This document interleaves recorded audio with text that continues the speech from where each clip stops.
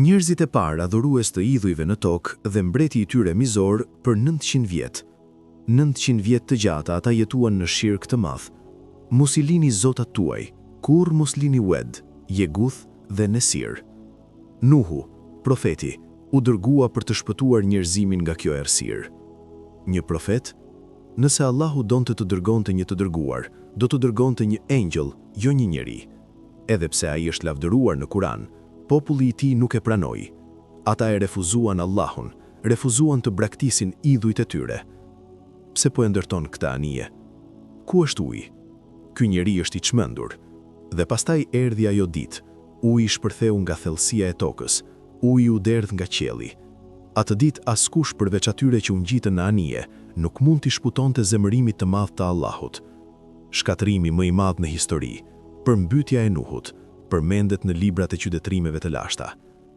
Por a mbulti ujërat gjithë botën, apo vetëm një rajon të caktuar? A u gjet ndonjëherë anija që Kurani e tregoi mijëra vjet më parë? Ju jeni duke shikuar kanalin musliman. Ne vazhdojmë serin ton të AI Cinema të jetëve të profetëve. Për të mos i humbur këto video, abonohuni në kanal, pëlqeni videon dhe na mbështesni me komentet tuaja. Nëse jeni gati, le të fillojmë. Sipas raportit të Ibn Abbasit, radiallahu an, gjatë 10 brezave midis Ademit dhe Nuhut, të gjithë njerëzit ishin në Islam. Nuk kishte diçka të tillë si shirku ende. Askush nuk e imagjinonte as vendosjen e partnerëve me Allahun. Por koha ishte ai armiku i heshtur që ndryshon gjithçka. Lëvizi në heshtje, breza erdhën dhe shkuan, dhe çdo brez i ri u largua pak nga pastërtia e parë. Kur Idrisi u ngrit në qiell, ai la pas një zbrastësi të thellë. Njerëzit ndjenin mungesën e atij profeti të madh, por ndërmjet tyre kishte njerëz të drejtë që vazhduan mësimet e tij. Wed, Sua, Jegus, Jeguk dhe Nezron, 5 emra, 5 burra të drejtë. Ata ndoqën rrugën e Idrisit, jetuan fen, mësuan njerëzit dhe i udhhoqën ata. Ata kishin një vend shumë të lartë në komunitet. Njerëzit e deshën ata, i dëgjuan dhe ndoqën këshillat e tyre. Për shkak se ata ishin aty, mungesa e Idrisit nuk u ndje aq e dhimbshme.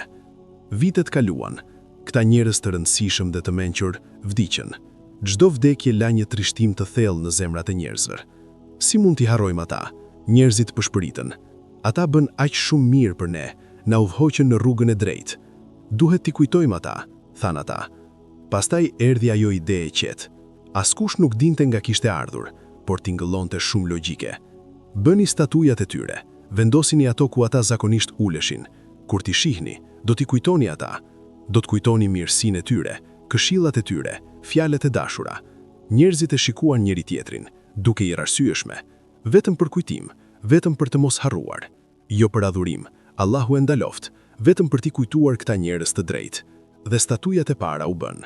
Një statuje Wedit ku ai zakonisht uleshi, një statuje Suas ku ai zakonisht uleshi. Çdo statuj mbante emrin e atij personi. Kur njerëzit kalonin pranë, ndaleshin dhe kujtonin ata burra të drejtë dhe ditët e mira. Në fillim askush nuk i adhuruaj ata. Askush nuk mendoi as për diçka të tillë. Ato ishin vetëm kujtime. Statuja guri, forma pa jetë, vetëm përkujtues. Por koha kaloi, erdhi dhe shkoi një brez tjetër. Njerëzit e fundit që dinin historinë e vërtet të këtyre statujave vdiqen gjithashtu. Tani, askush nuk dinte çfarë ishin vërtet këta burra. Vetëm statujat mbeten dhe rreth tyre rrëfime të zmadhuara. Rrëfimet u rritën, me çdo tregim u rritën edhe më shumë. Wed nuk ishte më vetëm një njeri i mençur. Njerëzit thanë se ai kishte fuqi hyjnore.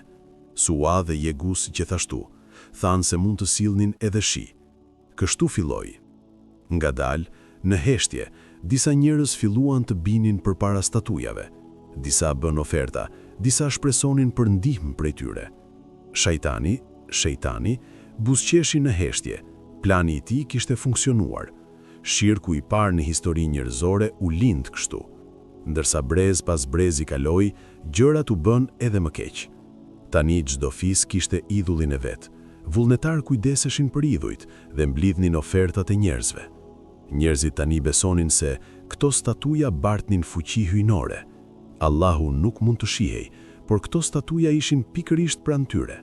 Për këtë arsye, e gjenin të lehtë të adhuronin statujat dhe të harronin Allahun. Teuhidi u harrua. Besimi i pastër që e mësoi Ademi, besimi i pastër që e mbajti gjallë Idrisi, gjithçka u humb. Në vend të tij erdhi adhurimi i gurit, tokës dhe formave pa jetë. Por Allahu nuk i la shërbëtorët e tij pa udhëzim. Ai është Rahim, ai i rrethon shërbëtorët e tij me dashuri dhe mëshirë. Kur njerëzit bien në humbje, ai dërgon një të dërguar për t'i paralajmëruar dhe për t'i thirrë përsëri në rrugën e drejtë. Në atë kohë, Nuhu ishte 50 vjeç. Ai dukej si një njeri i zakonshëm, ishte bari, ndonjëherë punonte në tregti, ishte i njohur dhe i dashur ndërmjet popullit të tij. Ata e quanin Kaum Nuh. Kishte një natyrë shumë të butë, kur nuk zemërohej dhe gjithmonë qëndronte i qetë në çdo situatë. Ishte i mençur, njerëzit i kërkonin këshilla, donin që ai të bënte paqe ndërmjet tyre kur kishin problem. Pyesnin Nuhun çfarë thoshin. Ishte i ndershëm, kur nuk mashtronte në tregti, kur nuk tradhtonte besimin, gjithmonë mbante fjalën. Për këtë arsye e quanin gjithashtu Nuhu i besuar. Kishte familje, kishte fëmijë, jetonte jetë normale, blinte ushqim nga tregu, fliste me fqinjët dhe jetonte një jetë të zakonshme njerëzore. Por ishte gjithashtu i dobishëm dhe i mirë, dhe mund të shihte. Shihte çfarë ndodhte rreth tij, shihte njerëzit duke adhuruar idhuj dhe zemra e tij dhemte. Por çfarë mund të bënte? Ishte një njeri i zakonshëm, një bari, jo një profet. Kalonte netët duke menduar. Si ndodhi kjo? Pyeste veten. Si filluan njerëzit të adhurojnë gur? Një ditë, ndërsa mendonte me zemër të rëndë, Xhibrili i erdhi me një dritë të madhe. Zemra e tij ndjeu sikur do të dilte nga gjoksi, por në të njëjtën kohë, një paqe e çuditshme e mbushi. Frika dhe paqja, të dyja në të njëjtin moment. Nuh, tha engjëlli, zëri i tij tingëllonte si mira zëra duke folur të njëjtën vëllbë në të njëjtin moment. Allahu të ka zgjedhur, ti je një i dërguar tek njerëzit. Shko tek populli yt, thirrri ata te teuhidi, thuaj të ndalojnë vendosjen e partnerëve me Allahun. Urdhëroi të braktisin ato idhuj, thuaj se askush nuk duhet të adhurohet përveç Allahut. Dhe Xhibrili u zhduk. Ai tani ishte një profet, jo Nuhu i zakonshëm, jo Nuhu bari, por Nuhu alayhi selam. Allahu e kishte zgjedhur dhe Allahu i jep forcë atij që zgjedh. Në Kur'an dhe në hadithin e profetit sallallahu alaihi wasallam, Nuhu alayhi selam përmendet shumë herë.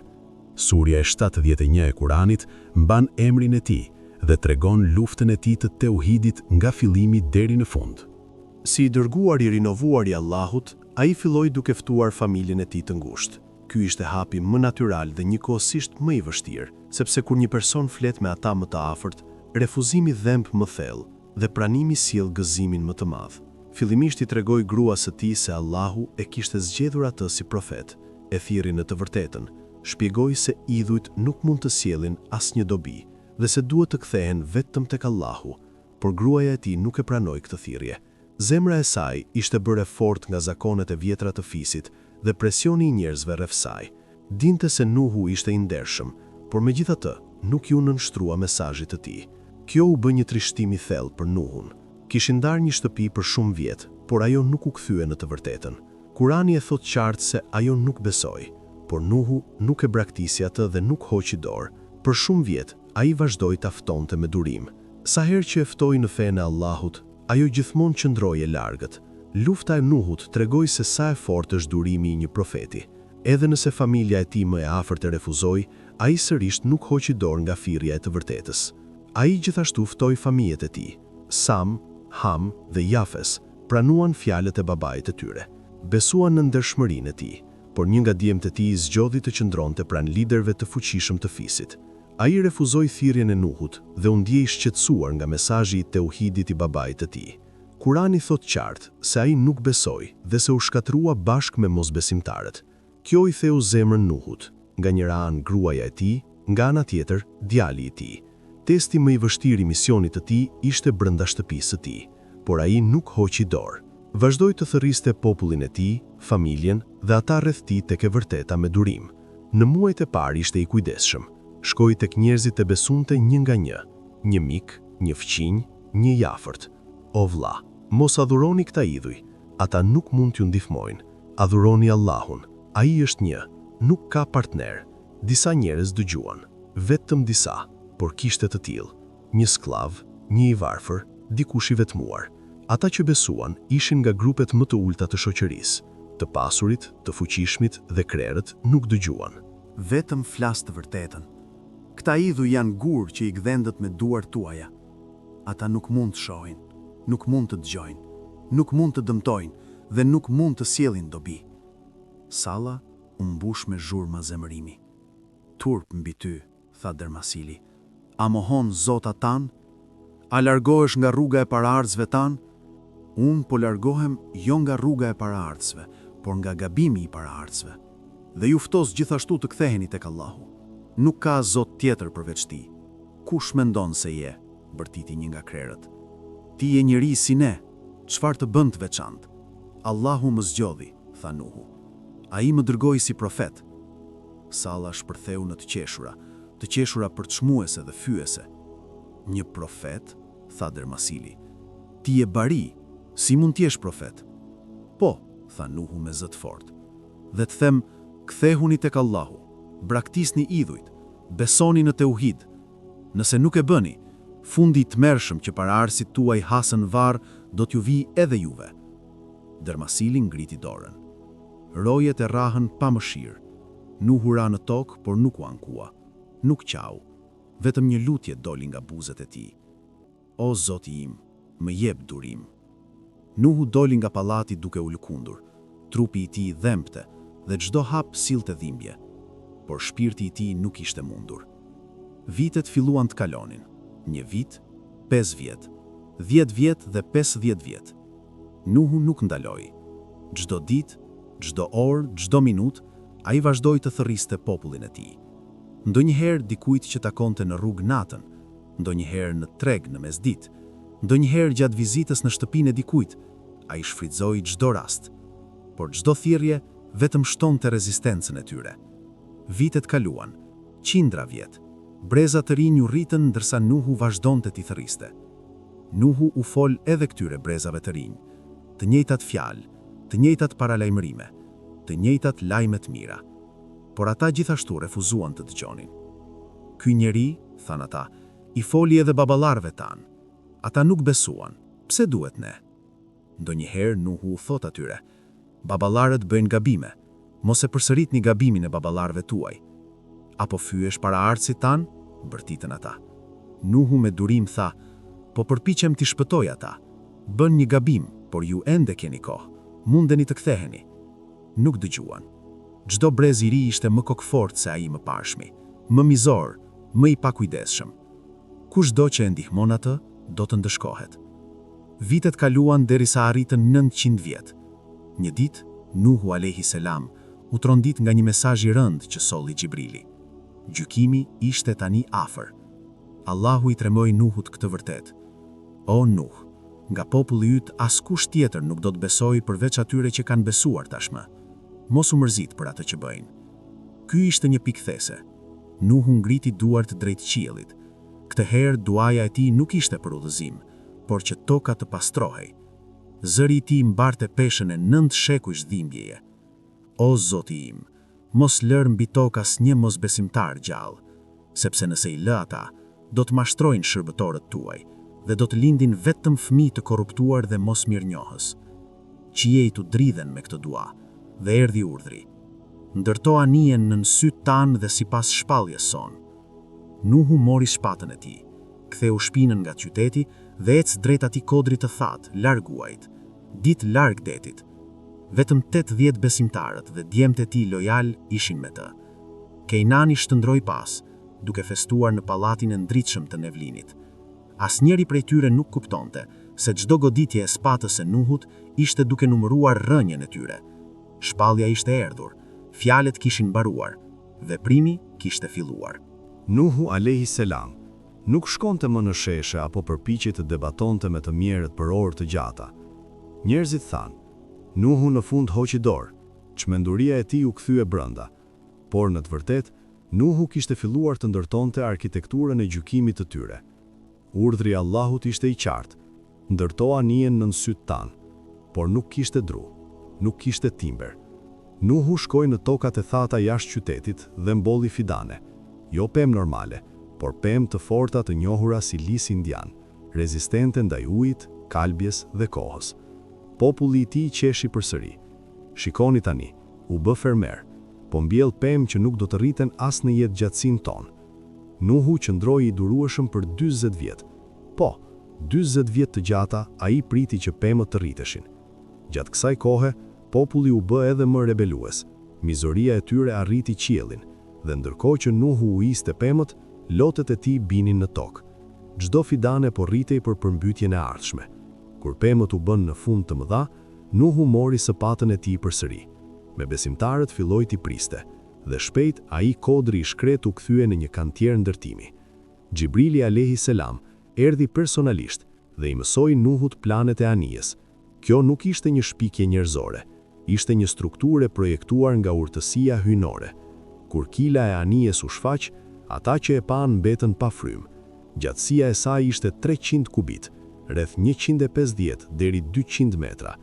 Gjerësia 50 kubit, lartësia 30 kubit. Pjesa e përparme dukej si gjoksi i një zogu, e aftë për të prerë edhe dallgët më të egra. Dërrasat e drurit nuk ishin vetëm të lidhura, por edhe të gozhduara me hekur. Për herë të parë në histori, hekuri dhe druri u bashkuan me një forcë të tillë. Nuhu mbylloi zbrazdësitë me katran, duke e bërë anijen të papërshkueshme nga uji. Anija kishte 3 nivele, por gjëja më e çuditshme ishte se ku po ndërtohej, larg detit, mbi një kodër të thatë shkretëtire, ku as edhe një lum nuk kalonte. Në ndjell të djegshëm, skeleti i një anije gjigante po ngrihej. Ky vend u bë një arsye e vazhdueshme për njerëzit të talleshin. Kur lajmi arriti në pallatin e Nevlinit, mbreti dhe pasuesit e tij erdhën në kantier vetëm për të qeshur. Nevlini, duke hipur mbi kalin e tij, i bërtiti Nuhut, i cili kishte djers në ball duke gdhenditur dru: "O Nuh, dështove si profet dhe tani u bëre marangoz." Njerëzit e tij shpërthyen në të qeshura. Një tjetër bërtiti: "Si do ta lëvizësh këtë anije? A do ta tërhiqin qet apo mendon se era do ta ngrejë në ajër? Nuk ka ujë këtu, nuk ka ujë." Nuhu alayhi selam e lëshoi mjetin e tij, shiu djersën nga balli dhe tha: "Tani jeni duke qeshur me ne, por dini se së shpejti ne do të qeshim me ju, ashtu siç qeshni ju me ne. Atëherë do të dini kush do të përballet me ndëshkimin turpërues dhe kush do të vuajë dënimin e qëndrueshëm." Ata qeshën përsëri. "Është i çmendur," thanë. "Plak i marr duke ndërtuar anije në shkretëtir. Nuk dinin se uji nuk do të vinte tek anija. Qieli dhe toka do të bëheshin ujë dhe do të rrethonin anijen." Ndërtimi i anijes u përfundua, një strukturë e fuqishme e mbuluar me katran të zi, që dukej si një kala. Besimtarët i përfunduan përgatitjet. Allahu ashtu i tregoi Nuhut shenjën e fillimit të përmbytjes. Kur tenori, furra ku piqet buka, të vloj. Tenori, vend zjarri, i kundërt me ujin. Një mëngjes në agim, shtendronin pranë tandorit me stëpinë e Nuhut, ose sipas një tjetër rrëfimi, një vend të veçantë brenda anijes. Kur shikuan për të ndezur zjarrin, pan diçka të pabesueshme. Nga toka e thatë, nga vendi ku zakonisht duhante tumi, uji filloi të vlojë dhe të shpërthejë lart. Uji po ngrihej nga vendi i zjarrit. Nuhu kuptoi. Ora kishte ardhur, vonesa kishte mbaruar. Fytyra e tij zvadhi, por zëri i tij nuk drodhi. Y kthye në ata pranë tij dhe tha me shpejtësi: "Urdhri i Allahut ka ardhur. Urdhri i tokës është dhënë. Nxitoni." Me ndihmën e Xhibrilit, Nuhu thirriu kafshët, nga çdo lloj. Një çift. Nuhu alayhi selam gjithashtu solli arkivolin, trupin e Ademit alayhi selam, dhe e vendosi në pjesën më të sigurt të anijes, ndërmjet burrave dhe grave. 80 besimtarët do të ngjiteshin në anije. Ndërmjet tyre ishin 3 djemtë e Nuhut, Sam, Ham dhe Jafes, dhe gratë e tyre, por një person mungonte. Nuhu shikoi rreth. Gruaja e tij Vail nuk ishte aty. Ajo zgjodhi të qëndronte me miqtë e saj adhurues të idhujve. "Vdekja jashtë është më mirë se të jemi bllokuar në atë anije," tha ajo dhe nuk erdhi. Dhe Kejnani, ai gjithashtu nuk ishte aty. Nuhu qëndroi në derën e anijes dhe shikoi qiellin. Ngjyra e diellit kishte ndryshuar. Ajri ishte i rëndë si plumb. Zogjt po bërtasin në qiell dhe era po frythte me një tingull të çuditshëm dhe të dhimbshëm. Ret, të zeza me skaje vjollce, ndryshe nga çdo gjë e parë ndonjëherë, po nxitonin drejt tyre. Shiu kishte filluar dhe binte me shpejtësi të jashtëzakonshme. Nga nën tokë u ngrit një zhurmë e tmerrshme. Taneri po vlonte, jo vetëm në shtëpi, e gjithë toka po vlonte. Toka qahej dhe ujërat nëntokësor shpërthenin lart me forcë. Nuhu gjeti djalin e tij dhe me dëmshuri babai, e thirri atë të besonte për herë të fundit, duke u përpjekur ta binte. Në Kur'an, ky ngjarje përshkruhet kështu: Nuhu i bërtiti djalit të tij që ishte larg anijes: "O fëmia im i dashur, hyp me ne, mos hi me mosbesimtarët." Djali i tij tha: "Do të marr streh në një mal që do të më mbrojë nga uji." "Jo," ju përgjigj Nuhu, "sot askush nuk mbrohet nga urdhri dhe ndëshkimi i Allahut, përveç atyre që ai ka mëshirë." Kur këto fjalë nuk i bën dobi djalit të tij, Nuhu a.s. u kthye tek Zoti i tij. Tha: "O Zoti im, me siguri djali im është nga familja ime. Premtimi yt është i vërtet. Ti je gjykatësi më i mençur." Pasi bëri dua kundër popullit të tij, bëri dua për djalin e tij, dhe kjo u bë gabimi i tij i vogël zel, sepse Allahu tashmë i kishte ndaluar atë të lutej për keqbërësit. Për këtë arsye, erdhi një paralajmërim hyjnor që të mos ishte ndërmjet të padijshmime. Allahu tha: "O Nuh, ai nuk është nga familja jote, sepse veprimet e tij janë të gabuara. Kështu, mos më pyet për diçka që nuk ke njohuri." Duke e kuptuar gabimin e tij, Nuhu a.s. tha: "O Zoti im, kërkoj mbrojtje tek ti nga të pyeturit për diçka që nuk kam njohuri. Nëse nuk më fal dhe nuk ke mëshirë ndaj meje, do të jem ndërmjet humbsve." Djali i Nuhut nuk dëgjoi baban e tij dhe tha se do të ngjitej në një vend të lartë për të shpëtuar nga uji i ngritur. Nuhu tha: "Sot askush nuk do të shpëtohet përveç atyre që Allahu i mbron." Por Kejnani u godit nga një dallge e madhe dhe ra në ujë dhe u mbyt. Në atë moment, ret u çan dhe dukej sikur qielli u zhduk. Siç e përshkruan Kurani, portat e qiellit u hapën me ujë derdhës. Shiu nuk binte si pika, por si litar gjigant. Vizibiliteti u bë zero. Njerëzit po luftonin të merrnin frymë sepse ajri ishte i mbushur me ujë, por katastrofa e vërtet ishte nën këmbët e tyre. Toka shpërtheu dhe ujërat nëntokësor dolën me forcë. Dyshemet e shtëpive u çan dhe ujërat e errta shpërthenin nga hapje të papritura në rrugë. Nuhu a.s. dhe ata pak që besonin tek ai kishin hipun tashmë në anije, por për ata në qytet që refuzuan të hynin në anije, kaosi i plot sundoi. Pallatet e mëdhenj, tempujt që dukeshin të palëvizshëm, u dridhen si kulla nga petër. Statujat gjidante në shesh, Ued, Sua, Jegus, ato gur para të cilve njerëzit binin dhe thoshin: "Na mbroni." Kur ujërat e përmbytjes arritën sheshin, bazat e idhujve u lanë. Pastaj, me bubullim të tmerrshme, ato idhuj masiv ranë me fytyrë poshtë dhe u zhytën në ujë. Të njëjtët njerëz që i adhuruan, tani po vraponin që të mos shtydheshin nga ato gur. Nevlini u ngjit në katin më të lartë të pallatit të tij. Sytë e tij ishin të mbushur me zbrazëtinë e mosbesimit. "Kjo do të kaloj", bërtiti ai me zë të dridhur. "Kjo është vetëm një stuhi, pallati im është i fortë." Por uji nuk po ngrihej vetëm nga jashtë, po shpërthente edhe nga brenda pallatit, nga toka vetë. Të pasurit u përpoqën të mblidhnin arin dhe bizhuteritë e tyre, por çantat e rënda i ngadalsuan. Ndërse u përpoqën të largoheshin me thesaret e tyre, rrëshqitën dhe ranë në ujërat ngritëse. Askush nuk e njohu më askënd. Nëna largoi fëmijën dhe djali kaloi mbi baban e tij. Të gjitha lidhjet e fisit fisnik për të cilat kishin folur u zhdukën. Në momentin kur vdekja u afrua, kishte vetëm panik për mbijetesë. Nuhu, profeti dhe besimtarët megjithatë ishin të sigurt. Sa po anija filloi të notonte mbi ujë, anija e tyre lëviste ndërmjet dallgëve si male. Nuhu a.s. qetësoi njerëzit brenda: "Mos kini frikë, premtimi i Allahut është i vërtet, ne jemi në mbrojtjen e tij." Allahu thot: "Anija i transportoi ata ndërmjet dallgëve si male, si shpërblim për Nuhun që ishte mohuar. Anija lundroi në mbikëqyrjen tonë dhe ne e lam atë si shenjë. A ka dikush që do të marrë mësim? O njerëz, shikoni se si është ndëshkimi im dhe paralajmërimet e mia." Para se të hipnin në anije, Nuhu a.s. i ishte mësuar kjo dua dhe nëpërmjet saj qëndroi i sigurt. Lavdërimet janë për Allahun që na shpëtoi nga njerëzit e padrejtë. O Zoti im, më lër të zbres në një vend të bekuar, ti je më i miri i atyre që presin dhe nderon. Sipas rrëfimeve, përmbytja filloi në ditën e parë të muajit Rexheb dhe anija lundroi mbi ujë për 6 muaj. Përmbytja arriti kulmin e saj, madje edhe majat më të larta të maleve ishin të mbuluara me metra ujë. Qytetet nuk ekzistonin më. Mbretërit, sklevrit, pallatet, thesaret, gjithçka u bë e barabartë. E gjitha ishte vetëm ujë dhe baltë.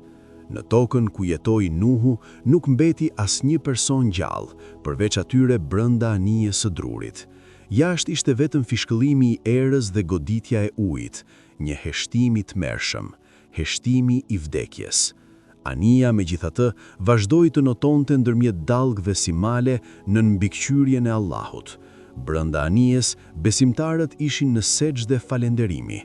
Ata jashtë ishin shndruar në shembuj paralajmërues. Bota po lahej, po pastrohej nga korrupsioni i saj, por ky pastrim erdhi me një çmim të rëndë. Pastaj Allahu urdhëroi tokën dhe qiellin: "O tokë, gëlltit ujin tënd, o qiell, ndale shiun tënd." Me këtë urdhër hyjnor ujërat filluan të tërhiqen dhe anija u pushua mbi malin Judi në ditën e 10 të muajit Muharrem, dita e Ashures. Pastaj Allahu tha Nuhut alayhis salam: "O Nuh, zbrit me paqe dhe bekime nga ne mbi ty dhe mbi kombet që jenë me ty. Do t'jetë gjithashtu gjersim që do t'i lejojmë të gëzojnë këtë botë për një kohë, pastaj do t'i prek një ndëshkim i dhimbshëm." Në ajete thuhet: "Ne e shpëtuam Nuhun dhe ata që ishin me të në anijen e ngarkuar plotësisht. Ne i bëm ata pasardhës dhe i mbytëm ata që mohuan shenjat tona në det. Shihni se si ishte fundi atyre që u paralajmëruan, por nuk besuan." Gjatë 6 muajve të tij mbi ujë, anija udhëtoi nëpër botë. Gjatë përmbytjes, Allahu e hoqi shtëpinë e Allahut, Qaben, e ndërtuar nga Ademi alayhis salam nga toka.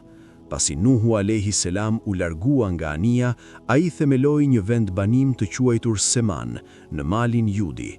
Sipas një tjetër rrëfimi, Nuhu qëndroi në anije 150 ditë. Allahu udhëzoi anijen drejt Mekës.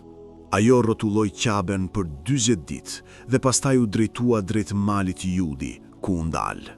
Mbetjet e anijes besohet se janë ende diku mbi atë mal. Allahu thot në Kur'an se e la anijen atje si shenjë për njerëzimin. Me sigurinë e lam ata anije si kujtes. A ka dikush që do të marrë mësim? Vitet kaluan. Njerëzit që u vendosën pas largimit nga anija patën fëmijë dhe nipër, dhe numrat e tyre vazhduan të rriteshin. Nuhu alayhis salam u bë njëkohësisht lideri dhe babai i kësaj shoqërie të re. I mësoi ata bujqësinë, tregtinë dhe mbi të gjitha si të jenë shërbëtor të Allahut. I paralajmëronte shpesh që të mos binin në gabimet e botës së vjetër. Mos jepni kuptim gurve apo statujave siç bën paraardhësit tuaj. Mos ndiqni hapat e shajtnit. Sipas rrëfimeve tradicionale, kombet që erdhën nga Nuhu ndahen në 3 grupe kryesore. Linja e Samit. Kjo është linja e djalit të Nuhut, Sam. Arabët, hebrejnjët, siriakët dhe popujt e lindjes së mesme vinë nga kjo linjë. Linja e Hamit. Ata vinë nga djali i Nuhut, Ham, dhe u vendosën në Afrikë. Egjiptianët dhe shumë popuj afrikan besohet të vinë nga kjo linjë. Linja e Jafetit. Kjo linjë u përhap në një rajon më të gjerë. Turqët dhe shumë fise aziatike besohet të vinë nga Jafesi. Nuhu ishte një shërbëtor që falenderonte Allahun vazhdimisht. Kur hante, pinte ujë ose vishte rrobat, gjithmonë thoshte Elhamdulillah. Ky karakter ishte trashëgimia e tij më e madhe për brezat e rinj. Nuhu alayhis salam arriti fundin e jetës së tij 1000 vjeçare dhe ndroi jetë ndërmjet besimtarve. Ndërsa largohej nga bota, ndoshta jeta e tij kaloi para syve të tij si një film. Ditët kur punoi si marangoz, gurët e hedhur mbi të, frika brenda anijes, tmerri i përmbytjes, paqja mbi malin Judi. Gjithçka ishte si një ëndër e shkurtër. E gjeta këtë botë si një shtëpi me 2 dyer, hyra nga njëra derë dhe tani dal nga tjetra. Djemt dhe niprit e tij e varrosën.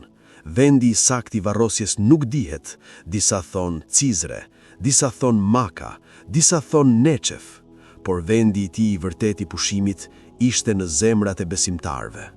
Ai u bë simboli durimit, mirënjohjes dhe forcës. Ania mbeti mbi malin judi për shekuj si shenjë. Druri i saj mund të jetë kaluar, por historia e saj nuk u kalodh. Edhe sot, në ushqimin që quhet Ashure, që gatuhet çdo vit, njerëzit kujtojnë vaktin e fundit të bërë në anijen e Nuhut. Bekimi i saj dhe shpresa e saj ende mbeten. Dhe kur të vijë dita e gjykimit, njerëzit do të mblidhen.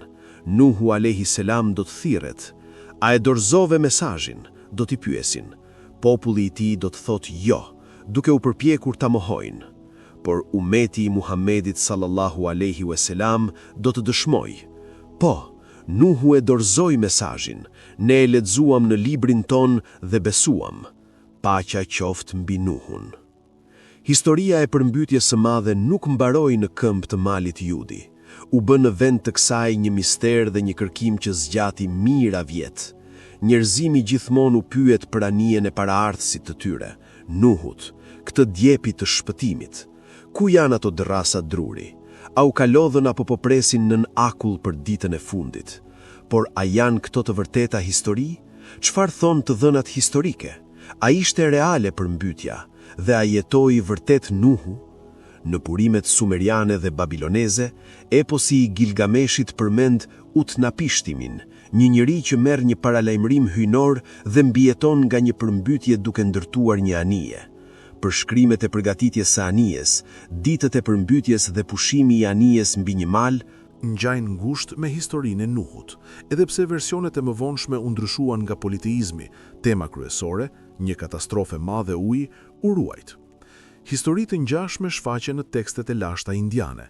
Në traditën hinduiste, Manu paralajmërohet për një përmbytje të ardhshme dhe ndërton një anije. Pas përmbytjes, pret në male të larta dhe bëhet pika e re fillestare e njerëzimit. Edhe në Amerikë, ndërmjet popujve Maja, Aztek dhe Ingve, ka histori të një përmbytjeje të madhe të dërguar për shkak të korrupsionit njerëzor. Pavarësisht se ishin plotësisht të ndarë nga qytetrimet e tjera, edhe ata flasin për një familje ose grup të vogël që mbijetoi. E njëjta temë shfaqet në tekstet kineze dhe greke. Në mitologjinë greke, Deukaliomi dhe Pyrrha mbijetojnë përmbytjen në një ark. Në traditën kineze, heroi Ju thuhet se punoi për të ndaluar ujërat dërmuese.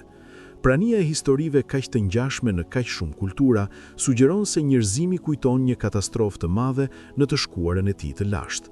Ndërsa fëmijët e Nuhut u përhabën në përbot, kjo kujtesë u shndrua në emra të ndryshme dhe stile të ndryshme, por tema kryesore mbeti e njëjtë. Një herë erdhi një ujë i madh dhe jeta filloi sërish. Le t'i përgjigjemi shkurtimisht gjithashtu pyetjes se si Ania mbajti kaq shumë kafsh. Allahu thot në Kur'an: Kur erdhi urdhri ynë dhe uji te kaloi, ne i tham Nuhut, ngarko në anije nga çdo lloj një çift dhe familjen tënde, përveç atyre kundër të cilëve fjala tashmë është dhënë, dhe besimtarët, por vetëm pak besuan me të. Sura Hud 40. Shprehja nga çdo lloj një çift mund të kuptohet në dy mënyra. E para, mund të i referohet kafshëve që ishin të nevojshme, kafshët shtëpiake që ndihmuan gjatë kohës së përmbytjes dhe siguruan qumësht dhe vezë, kafshët të dobishme për mbijetesë. Çiftimi sugjeron kafshë dhënëse qumshti bashkë me një mashkull për riprodhim dhe nga kafshët vezëlënse si pulat dhe gjeli. Kështu gjatë përmbytjes, njerëzit në anije mbijetuan duke përdorur qumshtin, vezët dhe produktet e tjera nga ky numër i vogël kafshësh.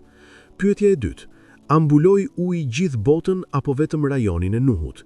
Një ndëshkim i dërguar mosbesimtarëve të një komuniteti nuk do të ishte në përputhje me drejtësinë hyjnore, që ta shqetësonte të gjitha krijesat për shkak të mëkateve të disa mosbesimtarëve. I vetmi profet i dërguar për gjithë njerëzimin është profeti Muhammed sallallahu alaihi wasallam.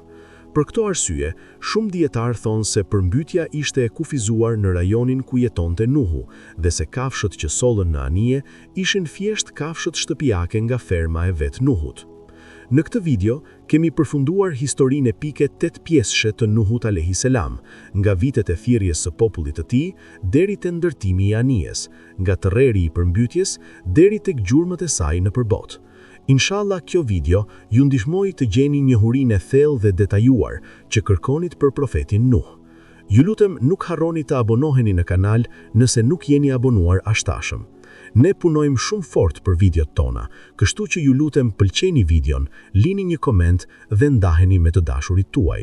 Ndërkohë që përgatisim videot tona të ardhshme, mund të zgjidhni nga më shumë se 270 video në kanalin ton dhe të shikoni kurdo që dëshironi, dhe nuk harroni të aktivizoni njoftimet. Allahu ju ruajt.